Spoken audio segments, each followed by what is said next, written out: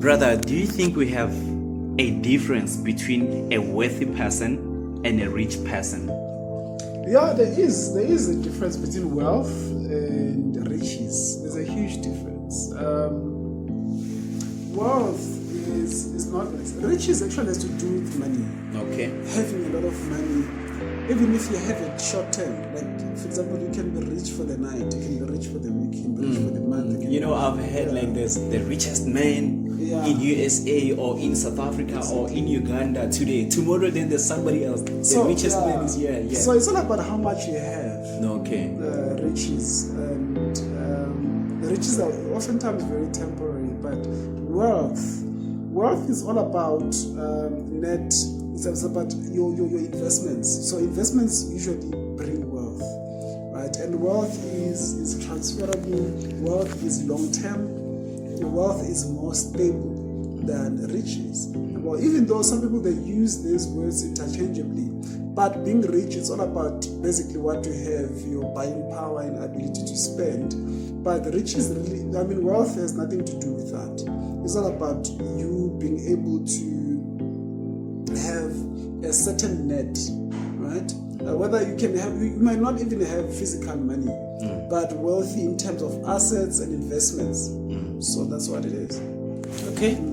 Moving forward, now I believe we're stepping in a subject that is very much important to everybody in general. People working, people depending from their parents, people depending from whoever you're depending on. We're gonna be talking about the term budget.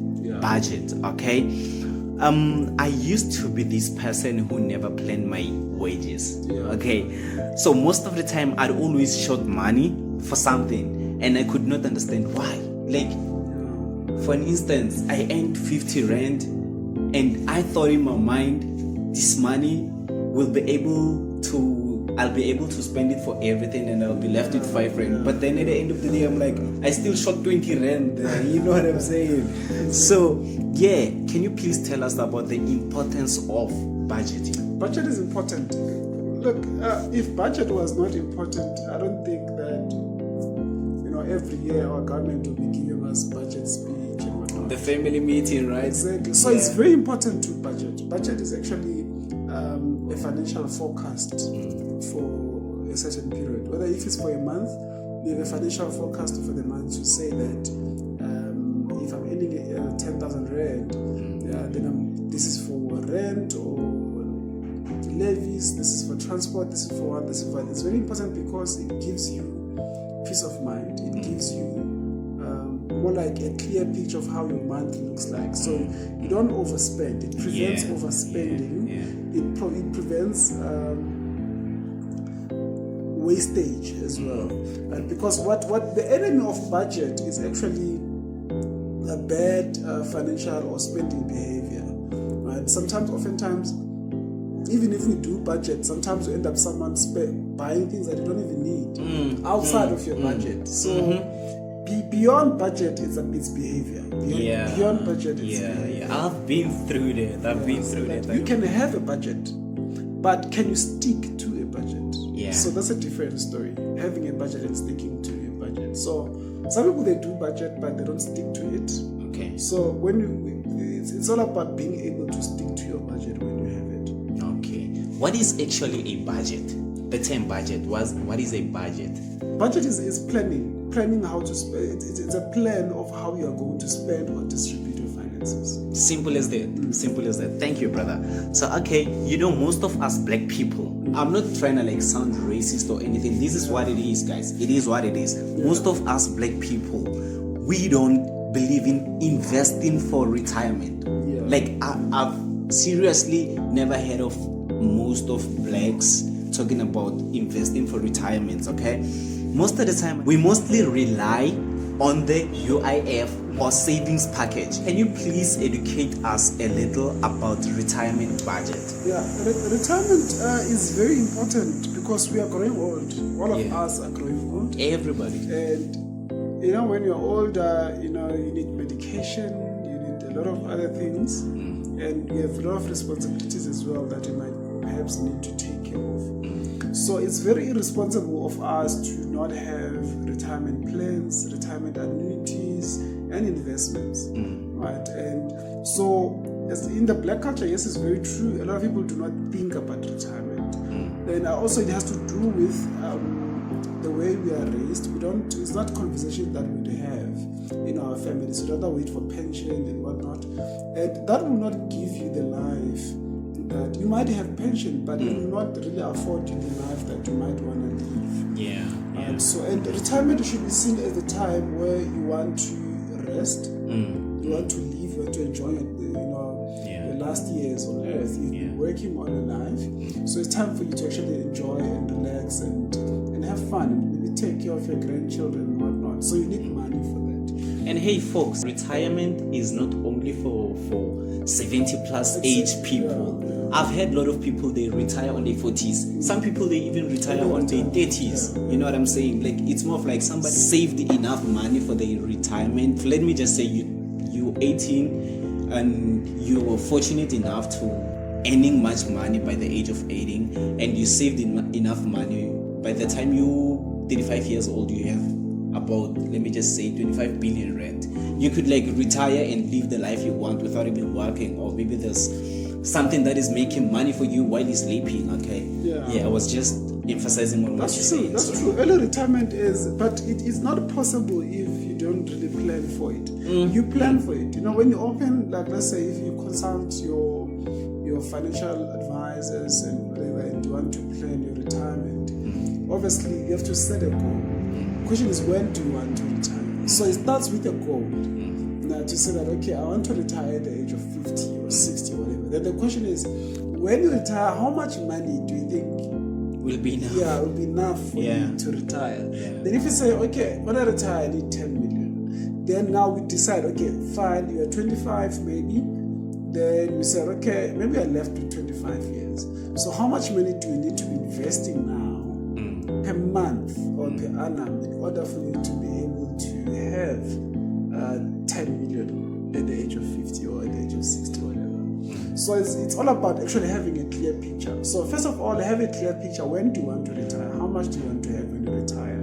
Then you can be able to talk to a financial advisor or your banker or whatever and start planning around that. I know that some people who are employed, also there's options that you can take with your employer and all of that. So work around your options to say, how can you plan for your retirement? Awesome. That is so beautiful, man. That is so beautiful. Remember earlier on I asked you if investments are safe. So this type of investment, do you think, is there any risk on them? No, retirement annuities, they are risk-free. They're more like savings plans. Okay. So they're more like savings plans. So if you are doing them with an accredited financial institution, the only risk that is there is inflation, of course, because the value of the rand devalues over time. So that's the only risk that is there. If your 1 rand today will not be 1 rand 50 years from now, 20 years from now. For sure, it's either it'll go up or it'll go down, one of the two. So okay, from what age do you think one can start this type of saving or this type of investment? I think we should learn this, especially in our Actually, I should be calling it an investment because it will bring you something in future, right? I think in our black families, we need to make it a norm to teach our children financial literacy, right? And from a young age, teach your children to save, to invest. Teach them from a young age. So I cannot say don't wait until you're 18. No, start as early as possible, and it starts with the parents teaching their children. So if you start teaching your children that if I'm giving you pocket money, maybe 20% you must save it, or whatever you must save it. You are making it a habit. You are instilling a discipline into them. And when they're older, then that will actually be a good skill for them to have. Imagine if you and I look at this. I'm like you and I were taught this from a very young age. I mean, mentally regarding our finance, how would we be by now?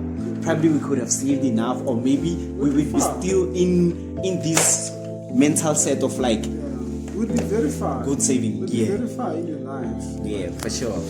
So we've almost reached the end of this session, and thank you for being with us. Please don't forget to subscribe.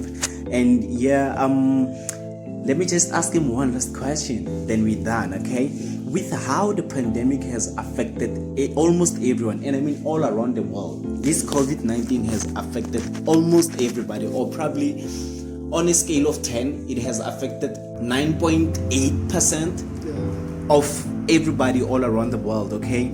So can you please give us a random piece of advice regarding spending our wages right? You know, the pandemic has exposed a lot of flaws in our behavior, thinking, our systems.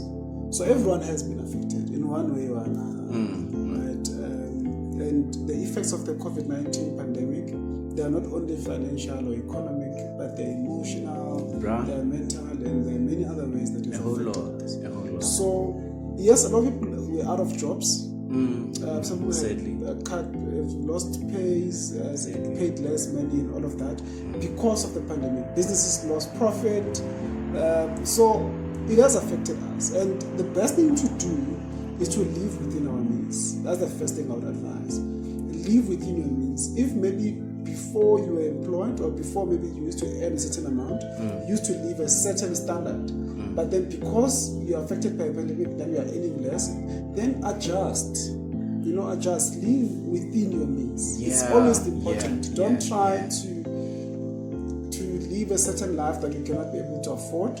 So live within your means. That is the first advice to survive the pandemic. Live within your means. And I think it is also important, if out of 100% of your wages, it is more important to live within 80% of it. Like, just always make sure the 20% is like, you regard it as it is out of your wages. Your wages is 80%. It's more of like, this 80% is my 100% wages, you know what I'm saying? I think that is very, very important if we make it like that, okay? Guys, we thank you for being with us till this far, and we hope this information, this education, this investment reaches a whole lot of you, and it changes a whole lot of people's life. Even myself, this information, I'm taking it and I'm gonna put it to practice, okay? So yeah, my guy, I know it is not your first time here, but you know, I believe that the Sechilwane you met today won't be the same Sechilwane tomorrow. And the Sechilwane you're gonna meet tomorrow won't be the same Sechilwane a week after tomorrow. So how would these people get in touch with you, or probably just your media platforms? No, thank you very much. I'm available definitely on social media, all social media platforms. I'm available. Give Jane Timkulu. So whether you're Instagram, Twitter, LinkedIn, Facebook, it's Gift Jane Timkulu, and you'll find it. And like I said earlier on, if I were to introduce this guy, it would take probably a whole day just on an introduction. He has 2 books that he has just he's an author. Remember, he said that he's an author. He has 2 books that he has just released. Was it this year, both of them? No, one was last year. Okay, so can you tell what's the title of the first one? It's Before You Commit. Before You Commit, right? Based on relationships. Relationships and personal development. And then the second one is The Chronicles of Healing, which is basically about emotional and mental wellness. Okay, that is so powerful, and it would be more amazing if you get yourself one of these 2, or probably just both of them. And it is not that much expensive. How much are they? It's only 200 rands. Okay, and if one would want to like purchase, they can order online on social media. Then I'll be able to courier or deliver anywhere in the country. We're able to deliver. And how would they? What's the name of the website that they would? No, they can contact me. Give Jane Timkulu on social media. Then we'll be able to assist with that. All your Instagram, your Facebook, your what else? LinkedIn or whatever. It's Gift J Timkulu. We thank you, my brother, and we thank you. Have a lovely evening if it's evening by your side, okay? Thank you, brother.